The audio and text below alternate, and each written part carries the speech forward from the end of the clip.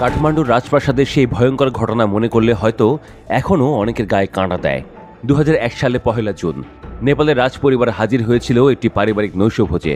রাজা বীরেন্দ্র বীর বিক্রম শাহদেব, রানী ঐশ্বর্য, তাদের সন্তান ও অন্যান্য রাজপরিবারের সদস্যরা ছিলেন সেখানে। সবকিছুই চলছিল ঠিকঠাক, তবে কেউই ভাবতে পারেনি এরপর ঘটে যাবে সেই কাহিনী। আনন্দঘন আড্ডা মুহূর্তেই রক্তস্নাত ট্র্যাজেডি হয়ে উঠবে। রাজপরিবারের জনপ্রিয় মুখ ছিলেন রাজা বীরেন্দ্র। হার্ভার্ডে পড়াশোনা করা, উন্নয়নকামী ও সংস্কারক এই রাজাকে নেপালের সাধারণ মানুষ শ্রদ্ধা করত। তার সঙ্গে ছিলেন দৃঢ়চেতা রানী ঐশ্বর্য। তাদের 3 সন্তান সিংহাসনের উত্তরাধিকারী: যুবরাজ দীপেন্দ্র, কন্যা শ্রুতি এবং পুত্র নিরঞ্জন।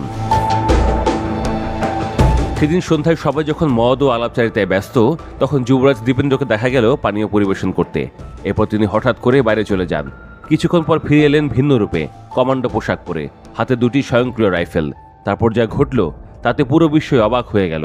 দীপেন্দ্র হঠাৎ তার বাবার দিকে তাকিয়ে ট্রিগার টিপলেন। কায় গার্তেকা বা তুমি কি করছো বলার আগেই গুলি থামিয়ে দিল তার কণ্ঠস্বর। রাজা বীরেন্দ্র নিথর হলেন। তবে ঘটনা সেখানেই শেষ নয়। এরপর একে একে মাটিতে লুটিয়ে পড়লেন রানী ঐশ্বর্য, রাজকন্যা শ্রুতি এবং রাজপরিবারের আরও 5 সদস্য। শেষ পর্যন্ত দীপেন্দ্র নিজেকেও গুলি করলেন। গুরুতর আহত অবস্থায় তাকে হাসপাতালে নেওয়া হয়। তিনি কোমায় চলে যান। অদ্ভুত এক পরিহাস, কোমায় থাকা সত্ত্বেও তাকেই আনুষ্ঠানিকভাবে রাজা ঘোষণা করা হয়। কিন্তু মাত্র 3 দিন পর 4 জুন তিনি মারা যান। রাজপ্রাসাদ এক রাতে রক্তাক্ত কবরস্থানে পরিণত হল। সেদিন নেপালের মানুষ হতবাক হয়ে গেলেন।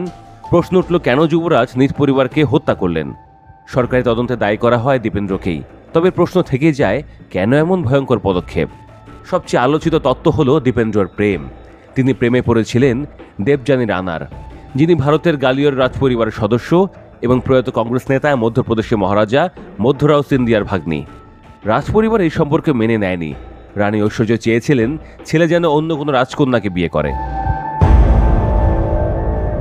অন্যদিকে দেবযানী পরিবারও অনীহা প্রকাশ করে। তাদের মতে নেপালের রাজপরিবার তখন আর্থিক ও রাজনৈতিকভাবে দুর্বল, ফলে এই বিয়ে মানে ছিল তাদের কন্যা ডাউনগ্রেড। অভিমানী যুবরাজ নাকি এই প্রত্যাখ্যান মানতেই পারেনি। কারো মতে সেদিন পার্টিতে তিনি নেশাগ্রস্ত অবস্থায় ঝগড়ায় জড়িয়ে পড়েন এবং ক্ষোভের বশে হত্যাযজ্ঞ চালান। দীপেন্দ্রর মৃত্যুর পর সিংহাসনে বসেন তার কাকা জ্ঞানেন্দ্র শাহ। কিন্তু তার রাজত্ব দীর্ঘস্থায়ী হয়নি। জনগণের অসন্তোষ, গণ আন্দোলন এবং গণতন্ত্রের দাবির মুখে 2008 সালে নেপালে আনুষ্ঠানিকভাবে রাজতন্ত্র বিলুপ্ত হয়। রাজপ্রাসাদ আর জাদুঘর, যেখানে এখনও দর্শনার্থীরা যান সে ভয়াবহ রাতের ইতিহাস জানতে। 2 দশক পর আবারও নেপালের রাজনীতি টালমাটাল। সদ্য অপসারিত প্রধানমন্ত্রী কেপি শর্মা ওলি অভিযোগ তুলেছিলেন সাবেক রাজা জ্ঞানেন্দ্র নাকি সাম্প্রতিক বিক্ষোভে সহিংসতা উস্কে দিয়েছেন। তবে জ্ঞানেন্দ্র প্রকাশ্যে দুঃখ প্রকাশ করে বলেন, গণতন্ত্রের চেয়ে বড় কোনো ব্যবস্থা নেই নাগরিক স্বাধীনতা রক্ষার জন্য। কিন্তু প্রো মনার্কি আন্দোলনে আবারও অতীতের স্মৃতি উস্কে উঠছে।